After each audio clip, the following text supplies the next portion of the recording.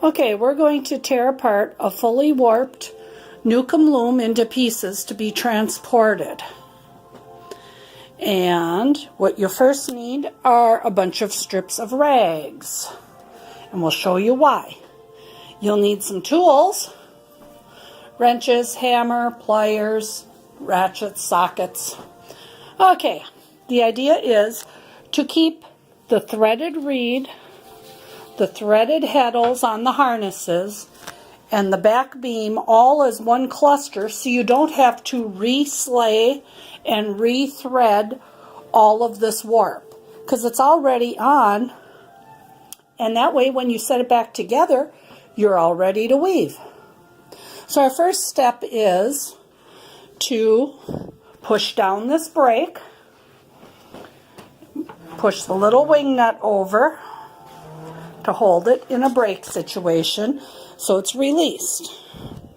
What we're going to do is we're going to wind the back beam until those front knots are tight against the reed. Okay, hit the brake, dear.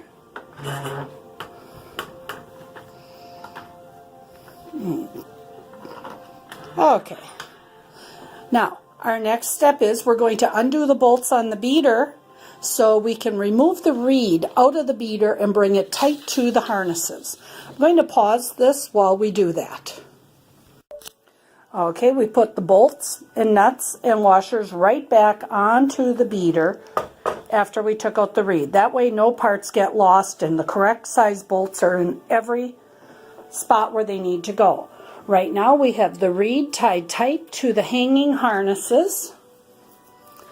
Our next step is going to be to remove this castle from the bottom of this bracket, and the whole castle piece, that's this big rectangle, will be able to lift free, and we can scoot it a little closer to the back beam. So what I'm going to do first is unhook all 4 of these ropes.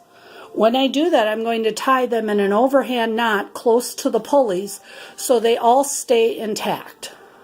Okay, I released the 4 ropes from those hooks down below.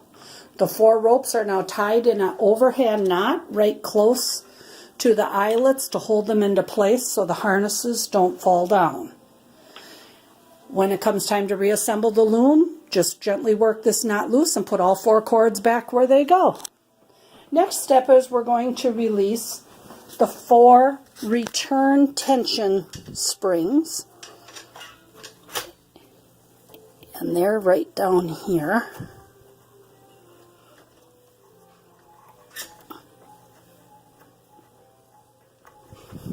Doing this one-handed here. There we go. That took the tension off the bottom of the harnesses.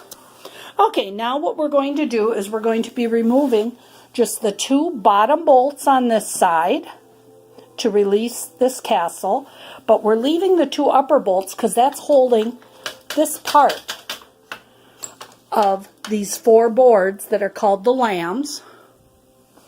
And on this side, we're going to remove the 2 bolts on the castle right there. And of course, we will put the bolts and nuts back in place. I'll pause this while we take care of that. Okay, we put the bolts right back through the frame pieces with their nuts and washers so they don't get forgotten about. We've slid the castle back even further now towards the back beam. Now what we need to do is actually remove the round back beam from this cast iron bracket so we can bring this string right tight to the harnesses and draw the whole thing up snug. So next we're going to remove this bolt, and to do that, underneath here there's a nut.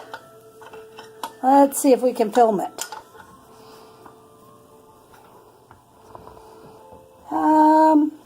Oh, there we go. Okay, in this little hole underneath here there's a nut.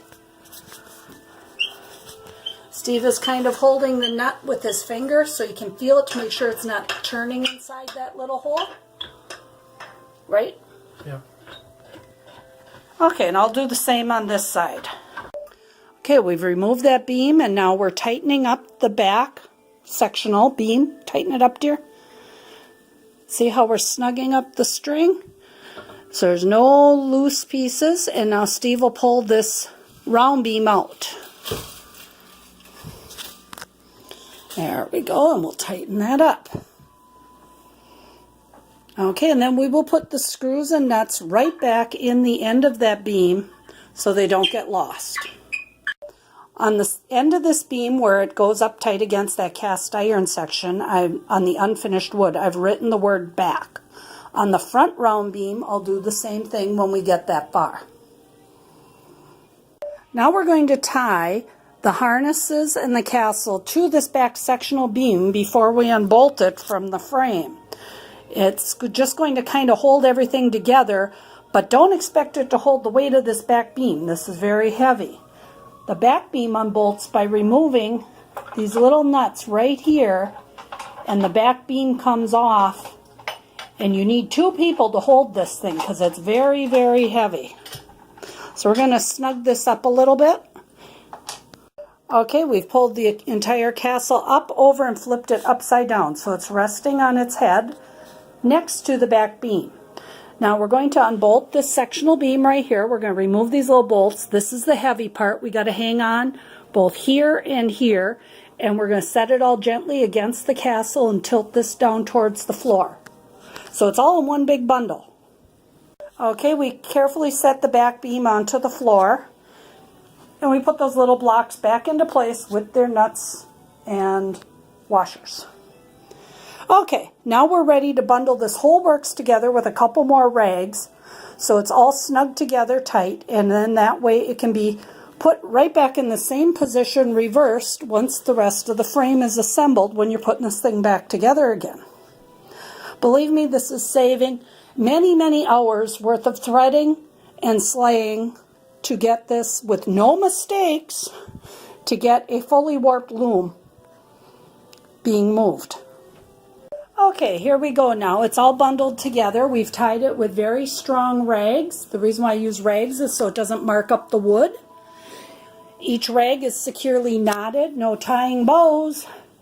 Now, it's important when you set this down or move it around or transport it that you don't bust off these little pegs. So you have to set it very carefully. I would suggest once you get this thing bundled together, you lay it flat on the castle end and leave the sectional beam upwards so the pegs are getting the least amount of pressure. If you do happen to bust a peg, don't worry. Take a wooden dowel to the hardware store, a wooden peg, buy a dowel the same size. When you get it home, run it through a little old-fashioned pencil sharpener just to take off the edge so it's a little bit tapered like these, and pound it in the hole where you had a busted one with a little dab of wood glue. I've done that and it works well. Okay, our next step, now that we have that apart, is we're going to unbolt the beater. The beater has bolts on the bottom on both sides that have a little silver center metal, what's that called, Steve? I don't know. The little metal tube. Bushing? Okay. Bushing inside of each beater. Make sure you don't lose those because that prevents your wood from getting rounded out as you beat. So I'll show you what that is once we take it apart. Also, please note, on the ends of the beater, I'm going to remove this tape later. On the ends of this beater, there's double nuts. That prevents it from backing off as you weave. I already loosened these up. But if you double nut the 2 nuts together, it'll prevent these nuts from working as you're weaving, working off the end, because that does happen. But inside of here, there's a little silver tube. Here it is, kind of like a bushing. Make sure that gets put back in there when you put the beater back together, because that prevents this wood from getting all worn out. It creates a pivot point. Now this side's a little more difficult to get undone. There's a little notch cut out of this brake lever that you can get for clearance for the nut or for the head of the bolt. So we have to work that back out backwards. Okay, this is where you need 2 people, one to hold that brake and the other one to just kind of work that nut out or bolt out. Okay, now he can lift the entire thing off. This could be broken down into individual boards as well, but we'll put the bolts back in along with the washers and the nuts, so everything's contained with its proper pieces and parts. The next thing we're going to remove is this cloth take-up beam with the canvas apron on it. And when this gets removed with this brake lever, we'll show you the order in which the lever and the washer has to go before it goes back on. I can't finger loosen these till I get the wrench. Okay, now we're going to lift off the back cloth beam.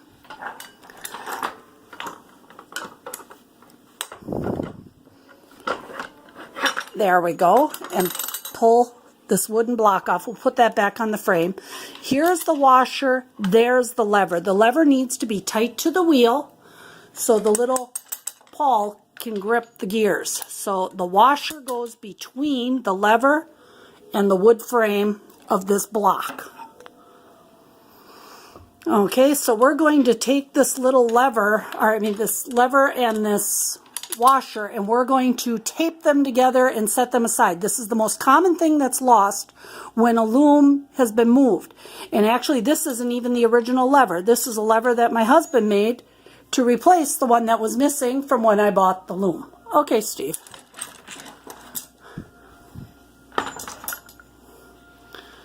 There we go. And then we're going to put these blocks back on with the nuts and washers back into place on the bolts. Okay, now next we're going to remove the center conglomeration of levers and bars, which are called the lambs. We're going to undo these two bolts right here to lift this metal piece off. Then we're going to undo these two bolts here and on the other side to remove these two iron bars. Then the whole lamb section will come loose with this back piece. And it can all be carried in one bundle. So that's what we're going to do next. Okay, I've removed these bolts. Steve's removing the two bars on this side. Should we hold these up before? Yeah, I'll hold them up while he goes and loosens them on the other side.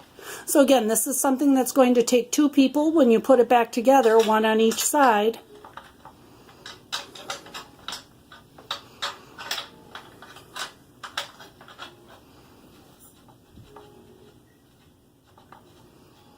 And down here we have a little assistant. Oh, by the way, while we're here, these two little metal angle pieces on the back side right now are flipped in the upward position. If you loosen the nut, you can flip them in the downward position and use those to mount it tight to the floor so it doesn't move around in case you wish to do so. You just use a little half circle type bracket that electricians use to mount it down to the floor. That's what those are for. And a lot of times those are missing on these looms as well.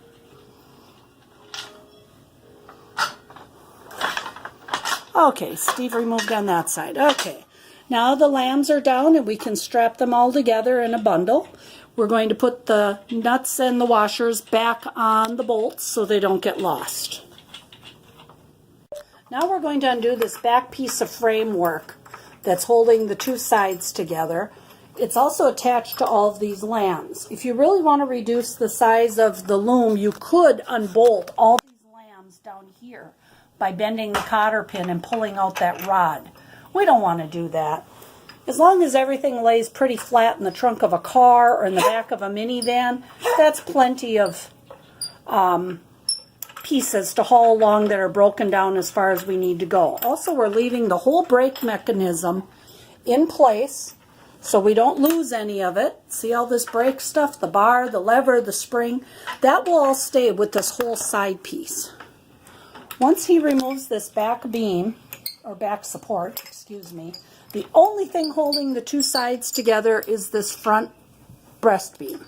That'll be the last piece we take apart. So again, that'll be the first piece you put back together. So remember, you have to almost watch this whole video through and go backwards. Because I'm not putting this back together again. It's going off with Kimberly, and she's putting it back together again later when she gets it to its new home. But first I'm going to remove the rest of this crazy tape. The people who owned it before me put tape on everything, and I was always going to remove it, never got around to it. I started on this side. It comes off beautifully. I use a product called Undo, and it removes a lot of the adhesive. And I'm very careful not to wreck the finish. There's a few scars and scrapes here and there on this loom, but all in all, it's pretty good shape. If you ever want the history of a loom, there's a number stamped right up on the top of here. And if you write to a gal called Therese Trebon, she has the Newcomb Loom construction records. This one here is number, let's see, I can't read it from over, I don't have my glasses on, but that's where the numbers are stamped. Okay, Steve pulled out both of those little bolts and nuts and screws. Now he can take that apart. There's little wooden pegs that hold this beam straight up and down. Be careful you don't snap off the pegs as you take it apart. See the little wooden pegs?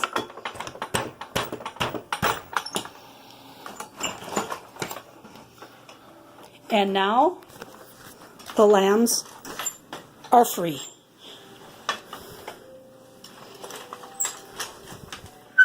Steve is putting the bolts back into this beam because the nuts are actually stuck within the wood. So we don't want to lose the bolts or those tie down or clamp down devices. So he's screwing it back into the beam, and inside that little hole under his fingers, he can feel that the nut is inside of there. Okay, the last piece to come off now will be the front breast beam. If you feel underneath, there's holes underneath here with the nuts. Here's the bolts on the end with washers. I'll go to the other side and hold that.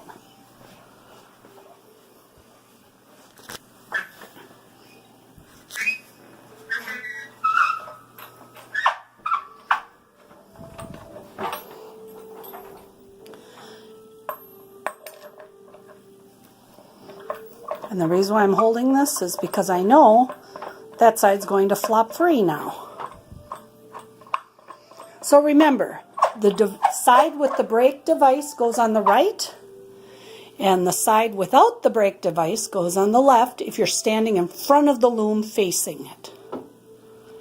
So there's one side off. Steve's now going to take off the other beam,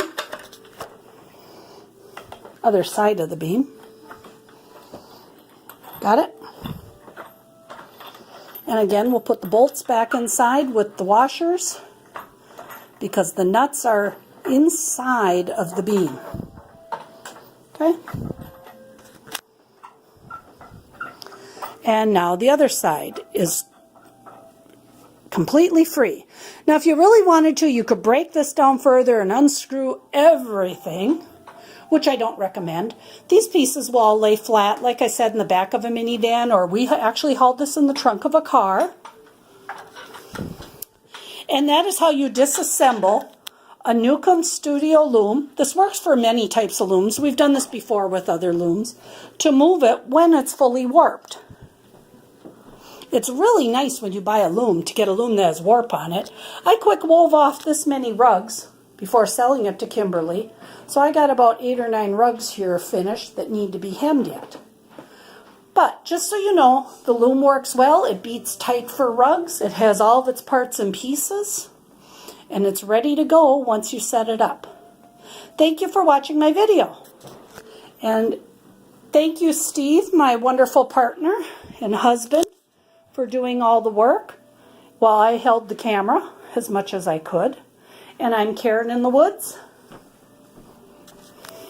And special thanks to my loom working hubby and our 2 special assistants, Finny and Benny, who kept us on track and made us get a job done.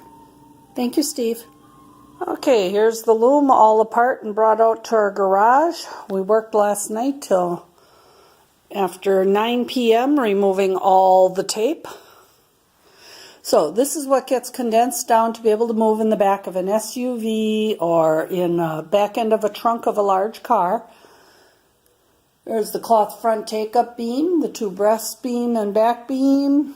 Here's the lamb This is probably the most awkward piece, are the lambs. Here's the beater and the other side.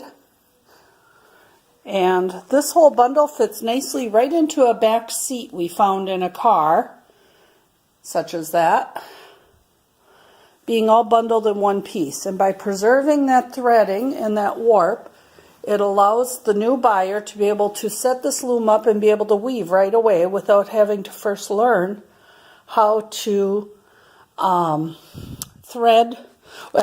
the beam, thread, and slay the reed. So it's all ready to go, and here's the lever, the back warping comb, and the crank. Those are three things that often get lost during the transporting of a loom. Well, it's going to go on to Kimberly's home, and from there up to her new home in Superior, where she's going to weave rugs.